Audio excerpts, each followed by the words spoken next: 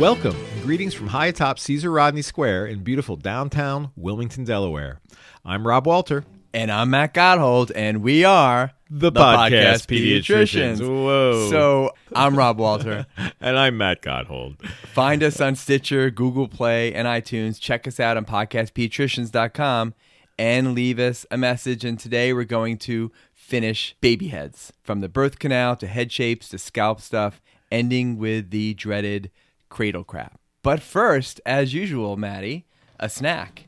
What do you have today, Rob? Gift. Well, there's going to be gift. Yikes! There is you'll see from our first in the news. There's a London, England theme, and I have a beautiful assortment of digestives. It's called McVitties. You ever hear of McVitties? No. They have regular and they have milk chocolate, digestive wheat. Is this going to make me run to the bathroom? Cookies? No. And then I have Walker's, a little bit of Scotland. Ooh. Walker's pure shortbread. So I love a start good out shortbread. with the McVitties. Yeah. What do you think? I like it. Nice. All right. Yeah, just nice sweet doesn't enough, sound great. Right? All right, No, it was good. Milk chocolate. Oh, a chocolate one. Yeah. Milk chocolate. Milk chocolate. Is that Long Islandese? That's Long Islandese, yeah. We like it. Nice but chocolatey. Okay. All right. Here's That's your. good. You love a good Scottish. Oh, I love it. Oh, this thing Scottish weighs shortbread. about 15 pounds too. What do you think? Like it? I love shortbread. Excellent. And here is your gift. I have two gifts for you. Ooh. Oh my! They look dangerous. Will you describe them, Matt? So it's a pine cone on its side with a stick going up into it. The green stick that you would see in like a floral arrangement. Right. One of the pine cones is. One of them is what we used to say in the Christmas tree business, flocked. I told you I sold Christmas trees. So do you know what these are? The person, Jimmy Marini, who runs the Marini Produce, and I went to get a strawberry rhubarb pie, and everything else was closed, and I didn't know what these were. And he said, if you're Catholic, you'd know. So do you know what that is? I said, no, but Matt will know. I'm about to get excommunicated if I don't know So this. these, evidently, there's something called grave blankets. Oh, yeah. And grave decorations. Grave blankets, yeah. So what I am familiar with them. We do not have that in the Jewish rituals. You don't? No. You don't so know what you're missing out on. You're missing out on pine cones on their side, on green sticks. I would think it was Halloween, but it's Christmas. No, so grave blankets, the ones I'm familiar with, and it used to be sold where I've worked before, was a lot of evergreens kind of arranged into a pattern with the green twisty stuff. Pretty gauche little decorations that make it look like Christmas or something. So no, but thank you so much, Rob. You're welcome. I'm not quite sure what I'm going to do with these, but. Give them to your children for like Christmas gifts. It looks like something to mix drinks with at our holiday party in a few weeks. Anyway, so thank you for Jimmy Marini for Thanks, giving us that beautiful gift. So grave accoutrement. But also, I got to say, they're not a sponsor. But the key thing about Marini's Produce is Norman the Pig. Have you heard of Norman the Pig? No. You live in northern Delaware? I live just barely in northern Delaware. Pig that's outside, that's there pretty much year round, who just lays there, does nothing. But it's kind of an institution that you go. I think I've seen it move. What's the one in Norman the Pig in Florence where you stick your Arnold hand? Ziffel? No. Oh, no. All right. So as always, we start with things in the pediatric news, and I have a big pile here. But first, Maddie, our disclaimer. First, our disclaimer. We are sharing our own personal opinions on pediatric care. Always talk to your own pediatric caregiver about your child. Pediatric caregivers should always consult expert guidelines and consider their own community standards of care. Okay, first up in our things in the news.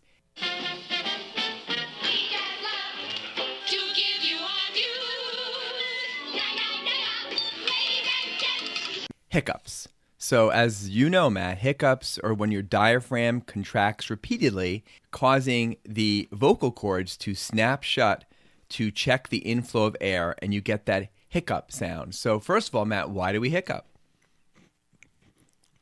Well, that pause, I think, usually means with Matt, he has no idea. I'm eating shortbread. Actually, for once, that's the right answer, because really, no one knows why we hiccup. And who hiccups the most in our practice?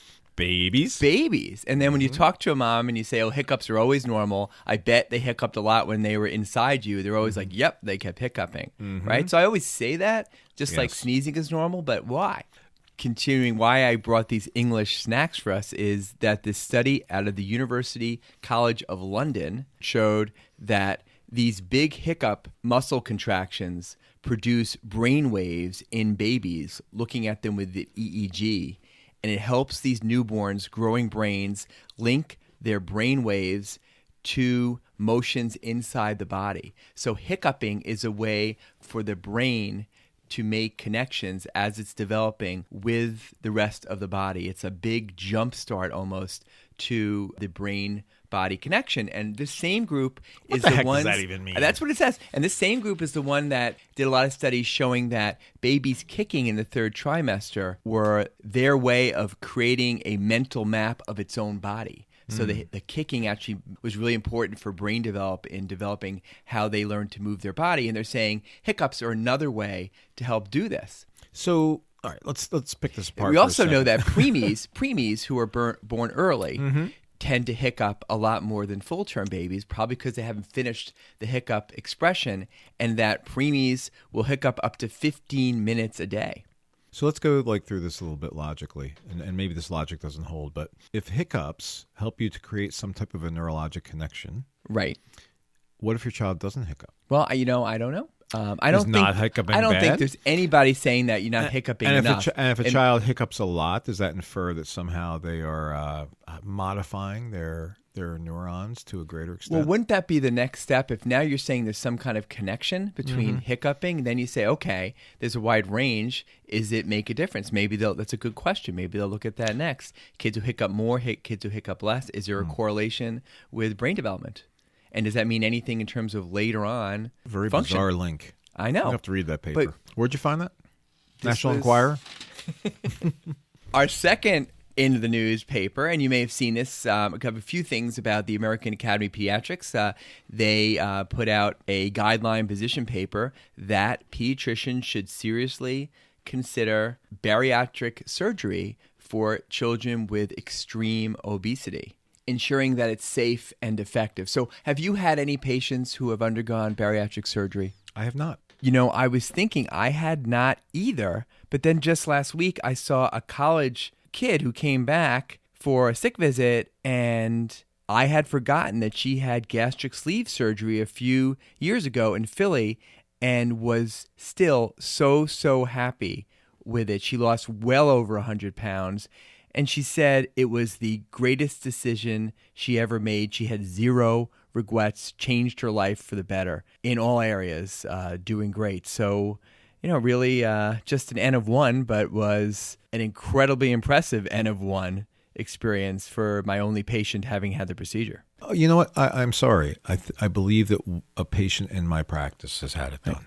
But I do not know her. But you look at the literature, and these are not overweight kids. And we did an episode on fat shaming about how some of you go too far, and there's different body shapes. Right. And you'd rather someone be happier than to be, thinking about it all the time and getting into disordered eating. Yes. But for some, and a lot of it is genetically based, who are just humongous and extremely obese with high rates of diabetes, heart disease, all other kind of medical and social issues, the results of these kids getting bariatric surgery are really impressive.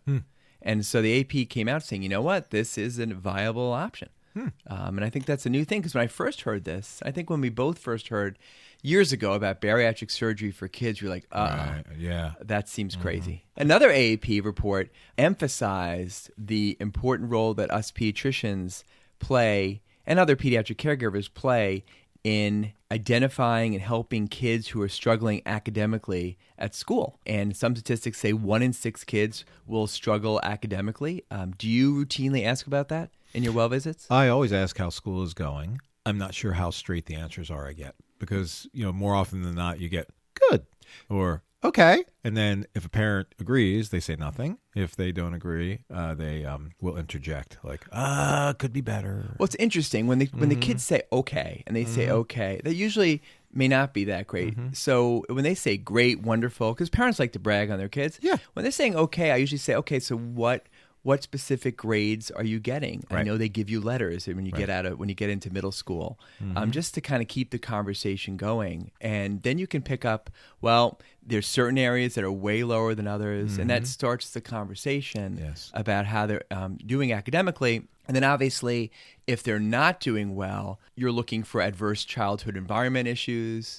I mean, everything with the kid being hungry to them not having enough time to do things, or a lot of disruption in the house, and social issues, teacher mismatches, sleep. We talk about sleep all the time. Right. If they're reading to their kids every night, obviously anxiety. So, I think this is nice. Now to counter that and to play devil's advocate, some children are inherently brighter than others. Right. And to take your comparison from a minute or so ago about fat shaming, I also don't want to, unless there's something that's really overt standing in this child's way of doing well, I also don't want to point out the fact that, well, if you just tried harder, exactly, or any of that type of thing. So I think there's a real value in what you were saying, but I also think that one has to be careful, and just like with obesity, use the right words. Well, exactly. So that's where, when you get the answer, you're not saying if they're a C student that's a problem. When you're hearing it's all over the place, or that, well, they're getting C's and it's fine. They're working all night to do it, and they're anxious about it. It's dicey social grounds when we talk about, and it doesn't seem like it should be, but it is, because oftentimes, what parent doesn't think their kids should be getting A's, right? And frankly, some of them are, and some of them are not, because there is a confounding issue like what you just mentioned. Right. And some of them aren't because, just frankly, it's not their skill set, right? They're not as bright.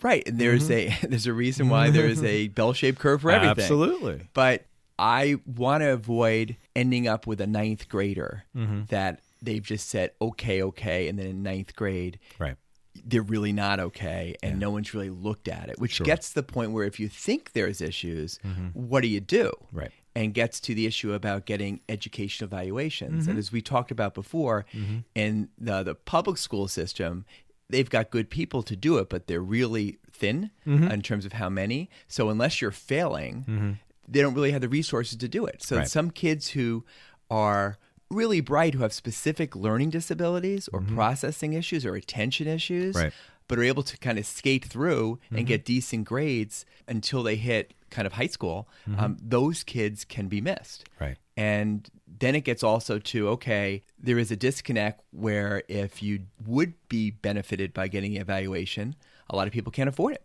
Exactly. And then you don't want to put them in that situation too. I've said to you before, it's a conversation you have to be careful with. Right, but we should be having a conversation. Absolutely. And I think that if every 3rd to 5th grader had a full educational evaluation to see how they learn, not necessarily to see if they have a disability, but how they learn, their strengths and weaknesses, that may be a better use of resources than just testing every year on what they've learned. I think that's a stellar idea. But the problem, I've talked to people who are well versed in this. Once you identify these issues, the school has to remedy them, and there isn't enough resources to remedy them. So it's kind of a catch-22. So I know for our patients who are very well-to-do and they're going ups and downs, they end up paying out of pocket for a full psychoeducational evaluation, looking at attention and such, more often than kids who are not well-to-do. Do you see that also? Oh, yes, absolutely. I think the other thing that this points up is that the relationship that we are able to develop with a family over years also gives us some inclination as to where we should be asking questions. Because if clearly it's a child who previously was doing quite well, and then all of a sudden not so well, and it's a relatively abrupt change, then the first things that jump into, I think, either of our minds are, is there something new in this child's life that's a stressor? Is there something that this child has now confronted from the standpoint of the way that their mind works that they aren't as strong with anymore? A learning disability.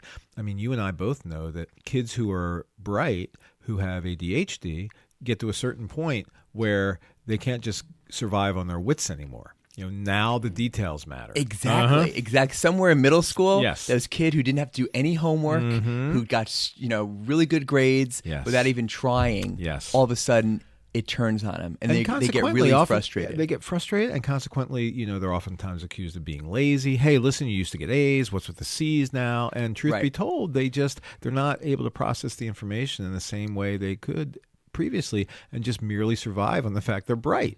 Right. Now the details matter. Exactly. So I think bottom line is, the AP came out with this. I think we've been doing this, but just to reinforce that, if you're taking care of kids, we talk about their health, part of their health is asking about the academics. Sure. And asking in a sensitive way and knowing there's a wide range. Yes. All right, next thing I had was an article. We haven't talked too much about gender nonconforming issues thus far. And there was an article, an opinion article in the New York Times by someone named Farad Manju. And it just struck me because one of the issues in caring with some of these kids is the pronouns, and that everybody should be called what they want to be called. And you are a bit of a grammarian, and you're always you've already jumping made on 3 me mistakes so about far. grammar and writing things down. So the use of the word they for pronouns, because the English language really does not have a third person singular that is gender neutral. So he, she, him, her, using they. It's something that I always felt a little bit strange about because the grammar is not there. And how about you? No, definitely. I've found, and it's not something I stumbled upon naturally, I think it was pointed out to me, that the most pertinent way to have a conversation with somebody who isn't necessarily clear, it's not necessarily clear to us in terms of which pronouns to use, is to ask them which pronouns they prefer. Right. So this article, and we ask and we stumble sometimes, but so they have the right to use any pronoun they want. But this is an article basically saying that, you know what, just use they. Get over it, you people who don't like the grammar, the plural grammar, just use they. And then when I read this, I'm like, yeah, he's absolutely right. And maybe we should start using it for everybody and make everything gender neutral. I know that would be more politically correct than some people would want to be, but I know it just struck me. If you read this by Farad Manju, just about, it's time to be inclusive, to be flexible, to more routinely use a non-gender specific pronoun. So it's called Call Me They. And lastly, and I saw this over the summer, I've had 3 cases, now that it's in my radar screen, is potty seat dermatitis. Have you seen potty seat dermatitis? So basically, it's a dermatitis can't say that I have. of the bottom. It's a contact dermatitis that could be almost like ring-like, but especially in the posterior thighs, that you get probably from the polyurethane in potty seats for toddlers. And often it's treated with steroid creams over and over again. It keeps coming back until they get potty trained. And so once I read this and started looking for it, and people would mention things. I had someone who keeps having this rash in the back of his thighs. I'm like, are you potty training? Yeah. I said, it's probably the potty seat. Wow. So I just want to throw that out there. Okay, a quick shout out to our sponsors. The first is High Five Services. That's the letter H, then I, then the number 5, then the letter S. Their website is highfives.com. They're an information technology IT company based right here in Delaware, serving Delaware, Pennsylvania, New Jersey, and Maryland. Again, Jim Hansen runs the company. As I said last time, we called in a Marine for us. We've been very happy. He upgraded us, gave state-of-the-art firewall protection, and he also does systems administration, website development, PHP programming, and again, MySQL database development, which, as I said last time, I have no idea what that means, but that's why you call a Marine and you call Jim Hansen. So remember, High Fives, Jim Hansen, his phone number, I got it wrong last time. It's 877-483-1040, 877-483-1040. Mention that we sent you. Very good. And I just want to give a shout out once again to Triage for Pediatrics, Julie Ortiz. Her group has been absolutely phenomenal for us. So good. So this actually, just last night, Rob, I got called by the hospital at 2 a.m. for a baby issue. And initially it really seemed odd to me because it's been so long since I've actually got a phone call. Right. So the hospital calls go directly to us. And it's very appropriate that they call us. But parent calls go to Triage for Pediatrics, and they just continue to do an absolutely fabulous job for us. Never had a problem. Never had a problem. And so while I'm in my bed wrapping myself in my campus quilt. How'd you like that segue, man? Nice. So sleeping dreamily because I am luxuriating in the campus quilt that filled with all your old Campus T-shirts, all my old memorabilia. Yep. Reliving my school days and everything that goes along with it after having had a quilt constructed based on shirts that we had around the house that were meaningful to us. And Christmas and Hanukkah are coming up. CampusQuilt.com. CampusQuilt.com. Do it quickly. Good stuff. So you can get it in for the holidays. And mention Podcast Pediatricians. You'll get a discount.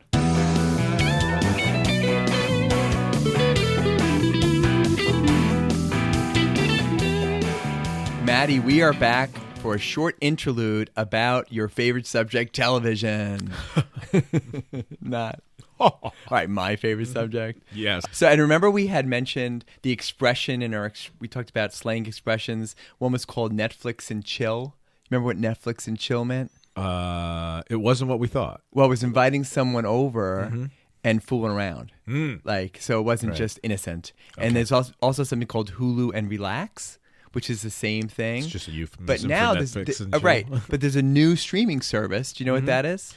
Doesn't Disney Edition or something? Disney Plus. Disney Plus. So the new expression, if you're going to invite someone over to watch some Disney Plus and fool around, is Disney Plus and thrust.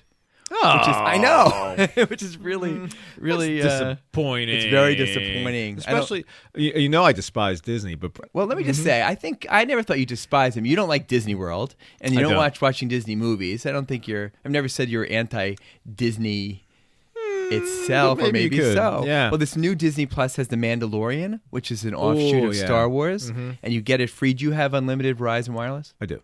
Ooh, you get it for free for a year. Sweet. Now we'll see if you'll do it, even though you hate won't. Disney. All right, so we never... At least I know how to keep the rest of my family busy if I want to read a book. So we never really talked about the Emmys because you don't watch the Emmys, but I got to say very quickly... Is that the TV one? Best drama was Game of Thrones, and I know you don't watch that. The ending was disappointing, but still amazing. Comedy was Fleabag, which is great, and Phoebe Waller-Bridge as the writer and star was great. Chernobyl won. Remember we talked about that, the special about Chernobyl? Okay, well, you don't remember. With A Little Bit of Love came to Mrs. Maisel and to Russian Doll. All right, all these things. I will say I've really enjoyed Mrs. Maisel. Although really? I've not. Diane and I are almost through the first episode. I didn't know you started watching. Yes, we did. Yes, good. I find myself guffawing oftentimes. Wow. Yeah. Wow. Mm-hmm. Is it Maisel or Maisel? I still think you look at 23andMe. I still think you've got some Jewish blood in you. I don't contest that. Okay, so the reason I brought up TV because it's the 50th anniversary of a really, really landmark year of television shows. In 1969 to 1970 was the debut of multiple television shows that really were quite groundbreaking and also had really cool songs. The biggie of all, one of your favorites, I think, ever, after Justified, is Justified was awesome. The Brady Bunch. Oh, that was a good one. The Brady Bunch debuted September of 1969. The youngest boy in that was... Wait a minute. Mike Lookinland. Exactly. Right? Yes. I don't know. And I was almost his exact age, and his name was... On the show, Bobby. And my name, my mother calls me Bobby, so I really identify with that. Bobby. So you remember the song? It's the story. Here's the story. Here's the story of a man named Brady. Yep. Who was busy with three boys of his own. Not I'm busy skipped. with. No. They were Story four of men. and Brady. No, it's a story of a lovely lady. Yes. Who was bringing up three very lovely girls. All of them had hair of gold, like their mother, the youngest one in curls. Who was? Cindy. When did Brady Bunch jump the shark? Oh, gosh. If you tell me, I'm going to... The last season, they had a little boy on named Oliver. Yes, do you the kid remember with the glasses. Oliver? And that's kind when of like it jumped the precocious shark. Kid, yes. Right, which made me jump... How did he come into the family? I don't know. It was ridiculous. Kid they found in the corner. It deserved to be, maybe it was the love child of, Where's Oliver of Greg. now, Maybe the love child of Greg and the mother, since I think they dated. Oh. It's true, they dated. Yuck. Okay, so next, a show I really, really loved, and I'm going to sing you it until you know this thing. People, let me tell you about my best friend. He's a warm-hearted person who loved me to the end. Then he's my one boy, cuddly toy, my up, my down, my pride and joy. And the answer is? The answer is Courtship of Eddie's Father. And what was the name of the maid? The best part? Mrs. Livingston. Nice. They used to call him Mr. Eddie. Mr. Eddie and Mr. Eddie's father. Mr. Eddie's father. Although I think she said it in some type of an Asian accent. Yes, as I recall. Yes. And wait a minute. And who was Eddie's father? What was his name? The Hulk. The Hulk. Bill Bixby. Yeah. In 3 major TV shows: Courtship of Eddie's Father, The Hulk, and my favorite Martian. Oh. My favorite Martian. He was a very subdued actor, I must say. Yes, I liked him. And then the song, Eddie's Courtship Eddie's Father, was sung and written by Henry Nielsen, who did the theme of Midnight Cowboy. Remember, Everybody's Talking About Me. Yes, I think it was Glenn Campbell. So when did that jump the shark? Courtship of Eddie's Father? You got me, man. Well, I had to do a little bit deep dive on the internet, but one of the producers was James Comack, who played Uncle Norman, the photographer, the groovy photographer. Yeah, he was pretty groovy. And it turns out that he kept writing himself in all the episodes. And it pissed everybody else up because it was like the stupidest part of the whole show. And that helped it jump the shark. All right, here's another one quickly. HR Puffin Stuff. Remember HR Puffin Stuff? Yeah, I wasn't a fan. He's your friend when things get rough. He reminded me too much of Can't do a little and you can't do enough. Wait a minute, the banana guys? Well, it was made by the Croft, Sydney and something Croft, and they made the banana splits. That's it. One banana, splits. two banana. I never got that one. That was like a bad trip. Remember the 4 people in banana splits? Fleagle, Bingo, Trooper, and Snort.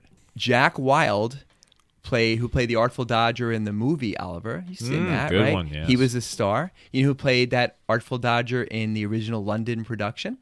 I do not. Here's your hint, The Monkees. Davy Jones. The next landmark TV show, which I never watched, was Hee Haw. Did you watch it? No. Okay, let's skip that. And then the next one, who I did watch, Love American Style, Friday nights. That's Love me. American Style, truer than the red, white, and blue. On a star-spangled night, my love. I really did not have much of a social life. But it was on that Friday night with the Brady Bunch, Partridge Family, Room 222, The Odd Couple. Oh, no, Unbelievable. They were epic. 2 more shows, landmark shows, medical shows that really shaped, I think, Matt's career to go into medicine. Marcus Welby, MD. Never watched it. With James Brolin, who married Barbara Streisand. There you go. And Chad Everett as Joe Gannon on Medical Center. You didn't watch that? I didn't watch it. You know what I did like, though? I liked Emergency. Oh, Emergency, yes. Randolph Mantooth. Yes. Emergency. And that I've seen that on like Me Too TV. It really holds up. Yeah. Yes. Johnny? Wasn't Good there stuff. Johnny? I think Johnny may have been Randolph Mantooth. And then Room 222, which I Karen mentioned. Valentine? Yes. That was kind of groundbreaking. Actually, again, doing a deep dive, they covered the Vietnam War, women's rights, and even the Watergate scandal. Sure. Which, contemporaneously, which I don't think most sitcoms today would touch things like that. And then we've mentioned before, I've got 3 ties dedicated to this cartoon, Primetime, Scooby-Doo, whose real name was... I hate Scooby-Doo. Whose real name was... I don't know. You said Scoobert Doo, not Scoobert Doobert, just Scoobert Doo. Okay, and... That was the first time I ever noticed that when they were walking down the street that they would just repeat the same scene in the background over and over again. like the guy would be walking and you just saw the same scene go by over and over again. It was like on a loop. Yeah. It's a cartoon, for goodness sakes. Right. Draw a new tree. Okay. And then Sesame Street, 50th anniversary. That's still going strong.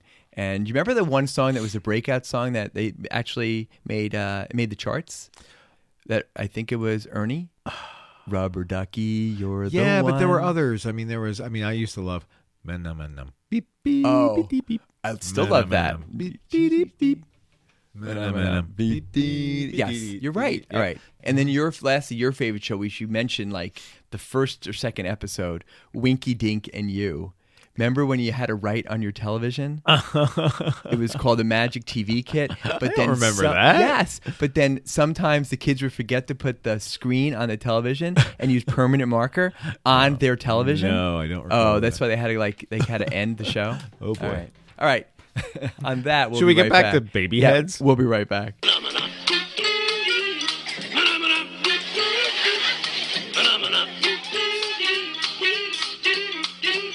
And we're back, finishing BabyHeads. BabyHeads. Well, we're going to have to do another episode just because we like to say BabyHeads. BabyHeads. Either that or start our own punk band. All right. The way the baby moves through the birth canal depends on the position it's lying in, and the shape of the mom's pelvis. If a mother's pelvis is the typical shape, the infant's positioned with the top of its head leading the way, and the back of its head, known as the occiput, is oriented toward the left side of the mom's pelvis.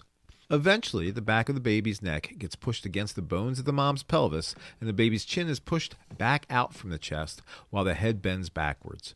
The occiput, crown part, the brow area, the eye sockets, the nose, mouth, and chin then pass through the external vagina, and the head is delivered. Almost immediately after the head emerges, the infant's face ends up looking directly at the inner aspect of the mother's right thigh. Where, by the way, Rob's mom has a tattoo that says, "If only he was cooler, I could have named him Matt." Wow. Now you're talking about my mother's tattoos. Inner thigh. All right. Are you confirming or denying? The gloves are off, Matt. The gloves are off. I edit these episodes. So Yes, you do. I don't know what's down here further. Okay. So, did you enjoy delivering babies when you were in medical school? You know what? I'll be honest with you. I only ever delivered 2. Really? And one of them was this poor woman who didn't speak any English. Poor woman, because you were delivering her baby. That's right. The poor woman was just because Matt was delivering the baby. Perhaps she was speaking in tongues, actually. But it was the first baby I delivered, and this poor woman was so scared, and she was literally like backing herself up the wall backwards. I was trying to keep my hands in delivery position as I kind of followed her pelvis up the wall. It was really quite interesting. That was in Chester, PA, by the way. I see. Mm-hmm. No, so I delivered quite a few. They were pretty good at letting us do that at Northwestern on our OB rotation. And it was thrilling, but I always want to have someone behind me. I remember once there was a nuchal cord that I was like, the baby's out. I'm like, the head's out. And they're like, pull the nuchal cord over. Like, oh. Right. So once, as we talked about last time, once I got in the other side of the room where the babies were coming, I felt much more comfortable. Oh, I was very comfortable there. I mean, you could give me any baby, and I was happy to be there. Yeah. But having said that, I mean, it's a miracle, right? Every time you see it, you're like, oh my God, I can't believe that came from there, and it's a baby. It's real. No, it's really, to me, it's one of the, a testament to the, like you said, the amazing thing that life is. The glory. Yeah. Absolutely. Well, once the baby's born, that's when we come into the picture.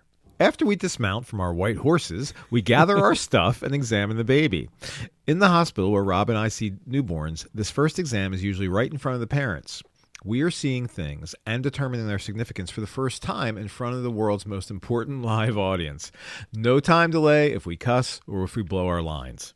Although for most of us, at least for me earlier in my career, I used to bring the baby to the newborn nursery and do the exam without them there often. And only later, when I couldn't find the right equipment and they got rid of a lot of newborn nurseries, I started doing it almost exclusively in the room, and it's much better. Oh, yeah. And I wish I would have done that all along. You really connect with the parents.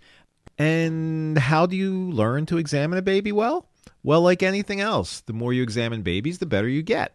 Repetition is the mother of learning and of mastery. You like that one, man? I do. Yeah. I didn't make it up. I had the good fortune to train in a hospital in which over 6,000 babies a year are born. In fact, it's the hospital where Rob and I still see babies. And, well, I see babies there. Since it's rare that parents actually choose Rob as their pediatrician, his partners and I let him tag along sometimes. He isn't allowed to ask any questions, though. I do get to carry Matt's stethoscope. You do. It's really a highlight of my day. He had me take a picture once. So 6,000 babies a year. That's a lot of babies. The repetition of examining so many gave me a real appreciation for normal variation and for real concerns. It stunk during the 36-hour shifts, yes, back in the dark ages when Rob and I trained every third to fifth day during Rob's and my residency. More every third. Yeah, we did 36-hour shifts, but the experience was priceless. And specifically when we are assessing the newborn head and its important parts, there's quite a bit we need to evaluate. This, in medical lingo, is called the HEENT exam, head, eyes, ears, nose, and throat. We notice, again, the head shape, any scalp defects or trauma, the presence and distribution of hair, any atypical lesions or bumps, abrasions, contusions, and lacerations. With an infant's noggin, size matters. Too large or too small sets off all kinds of alarms in any pediatrician's world. The average head circumference of a term baby, measured with a tape measure across the mid-forehead and around the head to the area just below the crown, like a headband, riding high on the back, is about 14 inches, or 35 centimeters. However, the normal range is anywhere from 13 to 15 inches, or 33 to 37 centimeters. This is the 10th to the 90th percentile range. Of course, normal babies can have heads smaller or larger than this, but we need to be aware of the fact that there's a higher incidence of problems at the extremes. And measuring the head circumference is an art. It is. And I'm much better than I did before. And people always tend to almost underestimate it because you got to go the largest circumference. And I know even in my office, Yes. some of my newer nurses, they'll go in, you look at it like, that doesn't look right. And then I redo it myself. So it really is important. And they should grow about 0.5 centimeter a week in the beginning. So those heads are growing quickly. And in the future, we'll do an episode on big heads, little heads. But just to give some of our listeners some bearing, heads that are disproportionately small compared to the rest of the body are called microcephalic. It indicates that they're less than 2% or 2 standard deviations below the mean for age and gender, and may be a sign that there's a central nervous system malfunction, malformation, or an infection or a genetic syndrome. The most striking microcephaly cases that were big in the news a few years ago occurred in babies with congenital Zika infections, and the most common cause of true concerning microcephaly is probably fetal alcohol syndrome, which is probably too often missed by all of us. Yes.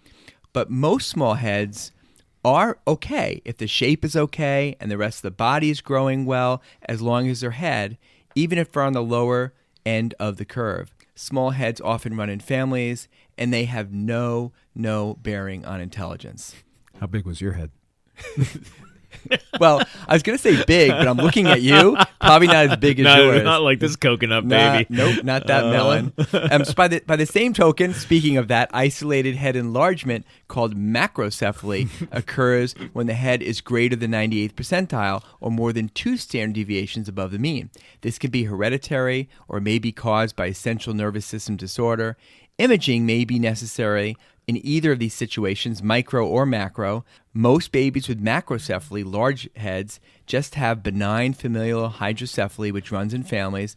Always try to look at the parent's head, especially dad's head, and they often are huge. After evaluating the general size and shape and appearance of the newborn's head, we'll cover head shapes in future episode. We examine the fontanelles and sutures.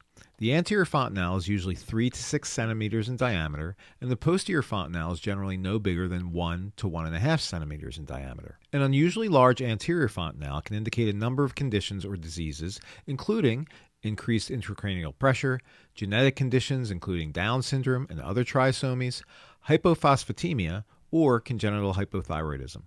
Fontanelles are often small in newborns with microcephaly. Sutures that have fused prematurely indicates a condition called craniosynostosis. This occurs in approximately 1 out of 1,000 newborns.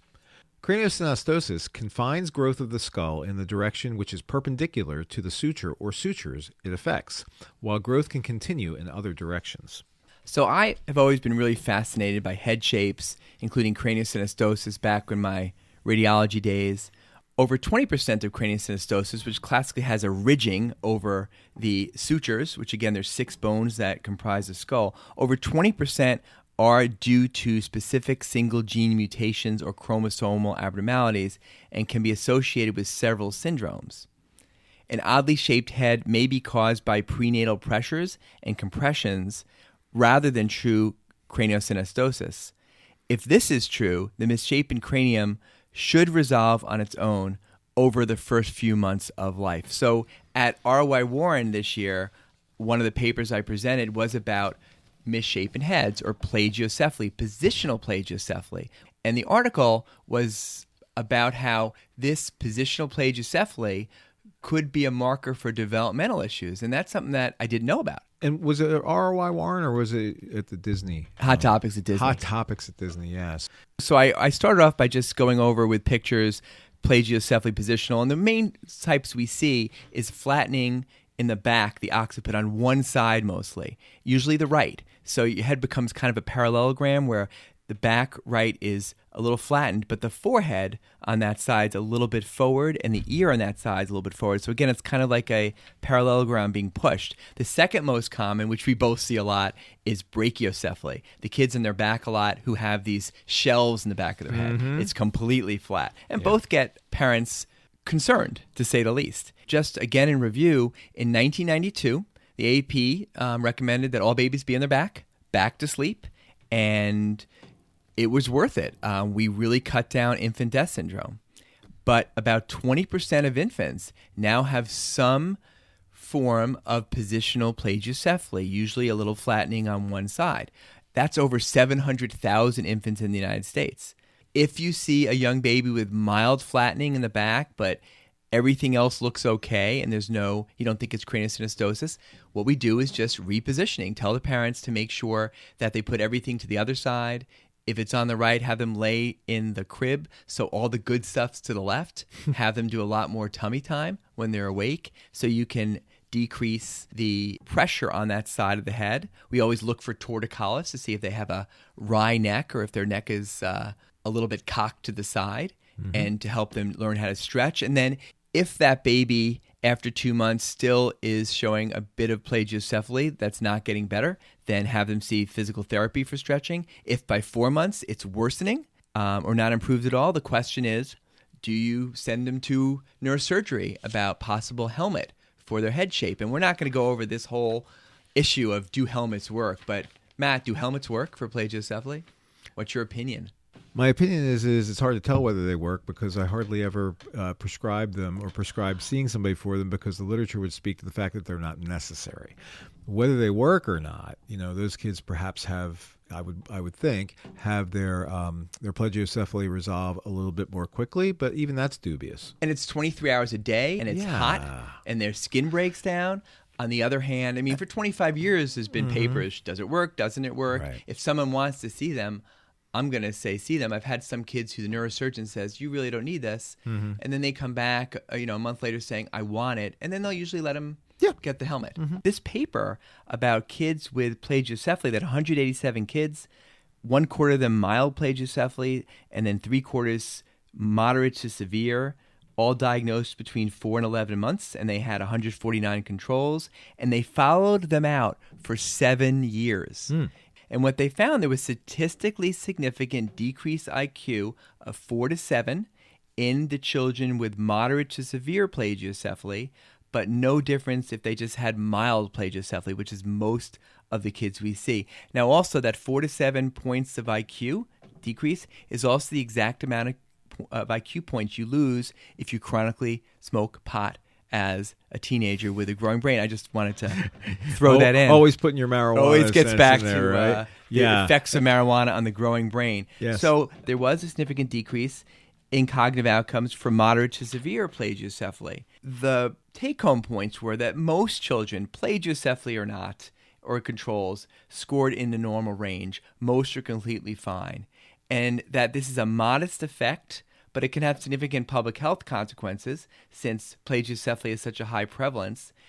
No one thinks that plagiocephaly causes decreased cognitive outcomes, but they conjectured that this moderate to severe plagiocephaly may serve as a marker for developmental vulnerability related to the associated subtle neuromotor deficits in delayed infants, making these infants less able to reposition themselves when supine, leading to increased plagiocephaly. So kids with mild neurologic issues really don't move their heads very much. And if they don't move their heads very much, they're more likely to get plagiocephaly. So the take-home message was pediatricians, pediatric nurse practitioners, PAs should have a lower referral threshold for developmental screening in babies with moderate to severe positional plagiocephaly and brachycephaly, but reassure parents that they're likely okay. And, since I reviewed this and presented this, I had a child who had pretty severe plagiocephaly, and I am going to have them see Child Watch or some other appropriate thing a little bit earlier, depending on how they go. And I did discuss that with the parents. Yeah, that was a very useful paper that you ran through at that conference. Much more useful than the time that you did the paper on how to incorporate clowns into your pediatric practice. I still say that would revolutionize creepy, pediatrics. So overall, most births go quite well, despite the relatively large human heads that are squeezed out through the birth canal. But sometimes things are not that smooth. Okay, so let's start with a finding called Caput succedaneum. So I just want to tell you, for many years until I wrote this script, I've been pronouncing this Caput secundum. But pros like us simply call this finding a caput. Caput? I don't know what you said that first time, but I'll just say caput. Succedaneum. I don't know. That doesn't sound right to me. It just does not. But go on. I just double checked it on my phone before I said this. All yeah, right, check it out. Right. Go on. Okay. So anyway, caput is a swelling of the scalp above the periosteum of the skull bone. The periosteum is a thin membrane that covers many of the bones in our bodies, and it's kind of like a film over a new electronic device, but it's a lot more useful. It serves as protection as well as a channel for the blood supply and nutrients for bone tissue. A caput can cross the midline over suture lines and is often found at birth after prolonged labor with engagement of the baby's head in the birth canal. The swelling usually disappears in a few days without problems. Babies delivered by vacuum extraction or forceps, which we hardly ever see anymore, are more likely to have this condition. Complications of a caput can include a halo scalp ring, which is a ring-shaped area of hair loss that develops in some firstborn babies with the caput succedaneum, or, I cannot say that, or prolonged labor. The hair loss usually resolves over a period of months to years, but may be permanent. Rarely, erosive and necrotic lesions that can result in long-term scarring can occur in the affected areas. Have you seen that? I have not seen that, but I did Google it, and oh my gosh, it's pretty impressive. Dramatic, isn't it? No, I've not seen it except for in pictures. And that tight squeeze at birth can really elongate those newborn skulls into conehead-like shapes. And as you know, I love the coneheads. So, do you remember Beldar? That was the guy. Dad. And, Dan Aykroyd. Dan Aykroyd. Mm-hmm. Primat. She was on Weekend Update with him. Yes, Jane Curtin. Jane and daughter Connie, who was Lorraine Newman. I love Lorraine Connie. I love Lorraine Newman. So speaking of SNL, Eddie Murphy is back. He's hosting the holiday show, and hopefully we'll do Gumby, Buckwheat, and Mr. Robinson's Neighborhood. And I don't want to be politically incorrect, but I do hope he sings his Buckwheat showstoppers. Do you remember the Buckwheat songs? Vaguely. I was gonna take this out, but this is just what he sang. He sang, "Your aunts, ties, feet times made it," and then also the famous "Wookin' Panav in all the wrong places." Okay, that's it. But I hope he does Buckwheat. I hope he does those. A second frequent finding after the birthing process is called a cephalohematoma. Cephalohematoma is a collection of blood that occurs underneath the periosteum of an infant's skull bone. It's caused by the pooling of blood from damaged blood vessels between the skull and the periosteum. Because this is between a bone of the skull and the thin membrane that covers the bone, it never extends beyond the edges of that bone or over suture lines. It often appears several hours after birth as a raised lump on the baby's head. Over time, the body reabsorbs the blood.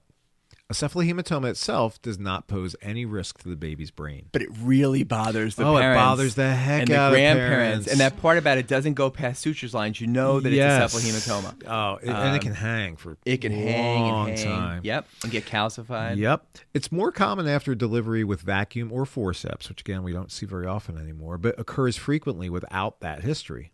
Most cases resolve spontaneously, but there can be complications such as calcification or ossification, infection, and sepsis.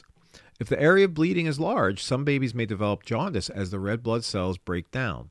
Depending on the size, most cephalahematomas take anywhere from 2 weeks to 3 months to disappear completely, which is like a lifetime for parents and grandparents. And as you said, they can calcify and get rock hard.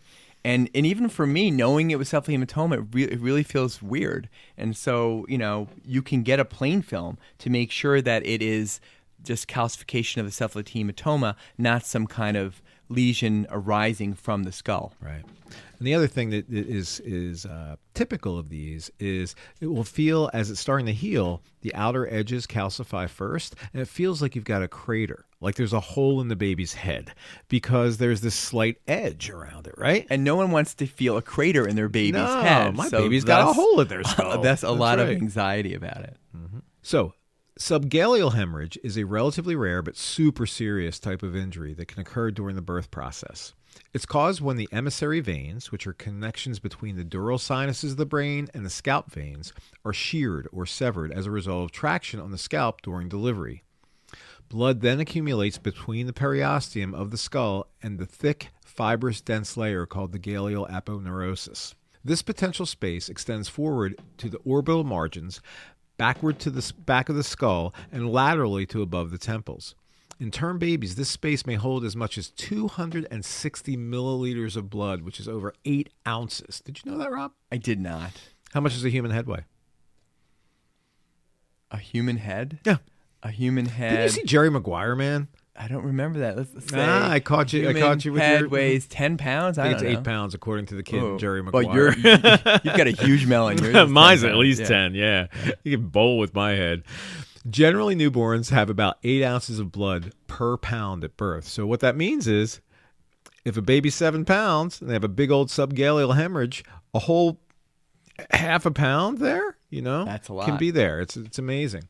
A hemorrhage in this area can therefore lead to severe blood loss.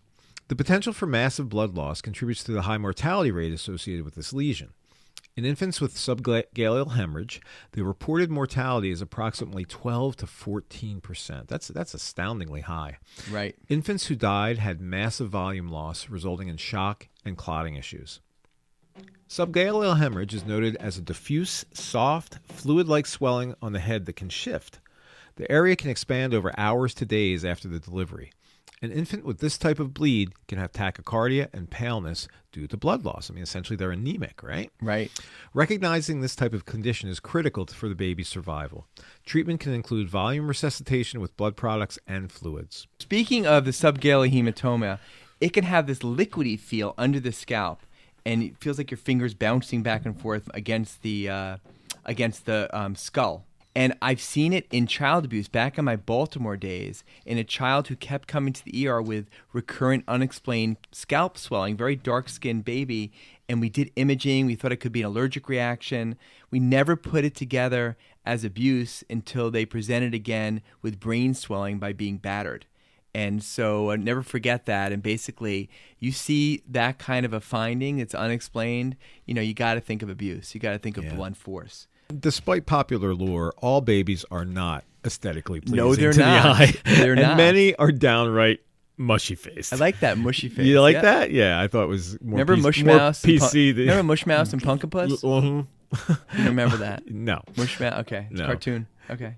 So the mushy-faced ones, they're the ones that when we're, as pediatricians in the hospital, we will use terms like nice baby or feisty baby or vigorous baby as opposed to beautiful baby when we initially see them. Of course, this is code, among us pediatricians. They are all beautiful souls, and we will all and will all be visually beautiful eventually. But for the first day or so, some of them are best described otherwise.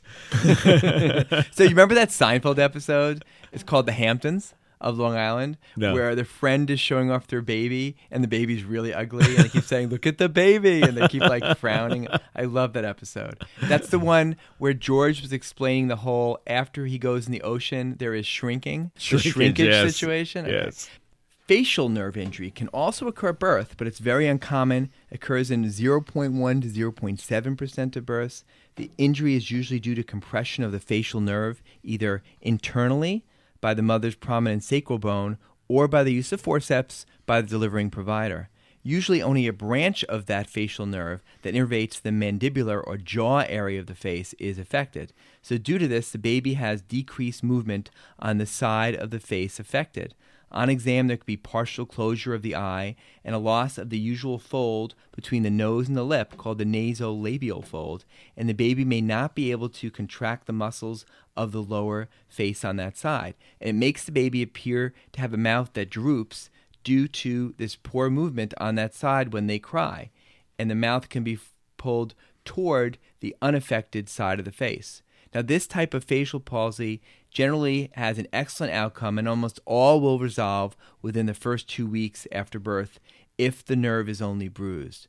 Further evaluation is needed if symptoms persist, and if the nerve is torn, surgery may be necessary. Now, this is very different from something that I have seen, not infrequently, but it is lifelong, which is a congenital unilateral absence of the depressor anguli oris muscle, which causes an asymmetric face only when crying. My 9th grade prom date had this, and it runs in families. It's pretty common. An absence of the depressor anguli oris muscle. My thought on that was the least of her problems. Okay. Okay. So the final topic on babies' heads is the dreaded cradle crap, or cradle cap, which is often misspoken appropriately and then called cradle crap by parents. Cradle crap. Cradle crap. Cradle crap. Cradle crap. Otherwise known as seborrheic dermatitis. Yes, it's the bane of many parents' existence, despite the fact that it's a pretty innocuous condition. It is just nasty to look at. Cradle cap is actually a condition that's a subset of a more general skin disorder called seborrheic dermatitis. Seborrheic dermatitis is manifest by yellowish white greasy plaques and scales in areas that have a high density of sebaceous glands. These areas include the scalp, face, eyebrows, and the external ear. Sebaceous glands are the oil-secreting tissue in the skin of mammals.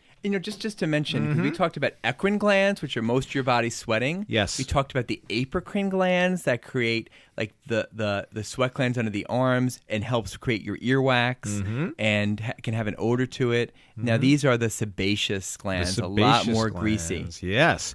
This sebaceous tissue lies inside of hair follicles, and the waxy oil that's emitted into the hair follicles is called sebum. This substance lubricates the skin and the hair. Now, seborrheic dermatitis is quite common in babies and generally occurs between the ages of 3 weeks and 12 months. So it eventually affects about 70% of all babies and then diminishes in frequency to only about 7% of all toddlers. The process of infantile seborrheic dermatitis is not entirely clear. It's known that maternal androgens, which are transferred through the placenta and which stimulate the infant's sebaceous glands, are a necessary contributor to this condition, but not entirely the cause per se. An oil-dependent yeast called malassezia has been felt to play a role in infantile seborrheic dermatitis, since colonization with this organism is frequently found in babies who suffer from it. Seborrheic dermatitis in little babies can affect the face, especially the eyebrows, and is also behind the ears and sometimes the cheeks and between the nose and the mouth, and also can get pretty gross even around the diaper area or the belly button area. But the most common place is the scalp. We also see a lot on the ears, right, Rob? It looks like little potato chips, right? Absolutely, especially behind the ears. Yeah. It really is a completely benign condition that resolves, again, by about 12 months of age, but can look terrible. The main differential diagnosis includes regular atopic dermatitis or eczema. One also has to consider psoriasis, but we really don't see that in young infants. Also fungal issues like tinea capitis, but also really rare to see in infants. There's also the rare malignancy called Langerhans cell histiocytosis that we think about when you have a bad scaly rash that just won't go away. And really, when it's diagnosed is usually when someone gets a biopsy and not thinking about it. I've had one kid over the years who had that. As have I, one kid. So again, what do we do with bad CradleCrap Mini Maddie? Mini Maddie? Who's the big Maddie? Really, treatment's optional because it's mainly only for cosmetic reasons. But for many families, it's not optional because the appearance of the really thick, ugly scarring on the scalp, it's just hard to look at. It's awful. Yeah. The mainstays of treatment include keeping the scalp moist and gently brushing the scales to loosen them and shampooing. Emollients like Vaseline, mineral oil, or vegetable oil can be used. These can be left on from anywhere, depending on what you read, for 30 minutes to overnight. I usually tell people a half hour to an hour or so. And what this does is what this accomplishes is it softens and loosens the scale, and then they can be softly scrubbed out with a soft toothbrush and some shampoo. Some people use olive oil, but there's some thought that olive oil may promote yeast growth. And talk about other products. I mean, you look on the internet, everybody comes up. There's so many products for CradleCrap now, and I just can't keep track of them. If the CradleCrap is persistent or extensive, there are medications that can be used, such as low-potency topical steroids or 2% ketoconazole cream once or twice a day for a week or two. Do you use these at all? I do sometimes in severe cases, very sparingly, 1% hydrocortisone, less often 2% ketoconazole cream. There's also anti-seborrheic shampoos that can be used a couple times a week, like selenium sulfide, Selsun, or zinc pyrithione, which is the active ingredient in Head and Shoulders that you can use a couple times a week. So I think that does it for BabyHeads. Wait a minute, BabyHeads. I want to propose a bet. Okay. On who? Eagles? It's not their year. They've got no wide receivers. We're heartbroken. They've got nobody to catch the ball. My son's at the game today, actually. Yeah, he took some buddies. Yeah. Okay. But here's the bet I want to propose. I want to propose that we bet on who completely loses okay. their hair first. Eyebrows don't count. Yeah. What do you think? Because if we're going by who's lost it now, I won that.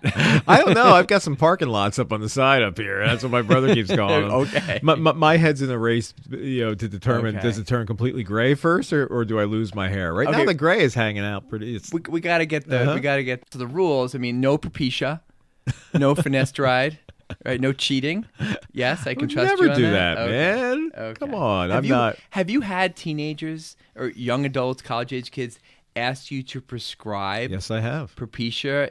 They're otherwise healthy. Yeah. I've had it happen for kids who are balding, also who are not balding, but they have family members who are just anxious about it. Do you do it?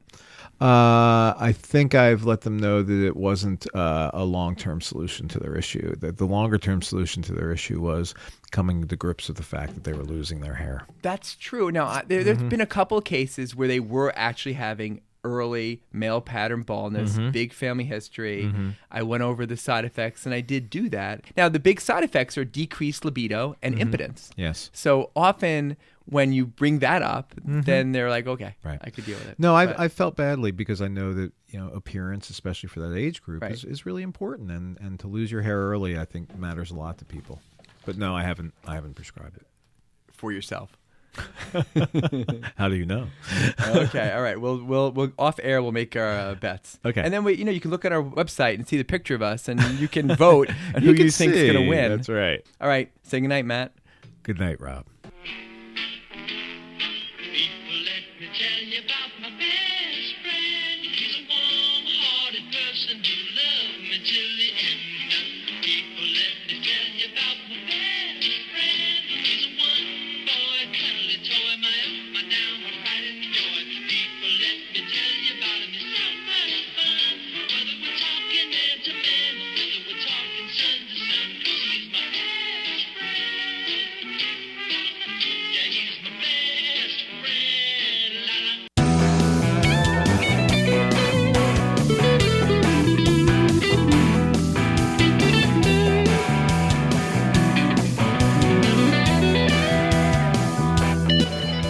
Podcast Pediatricians Productions.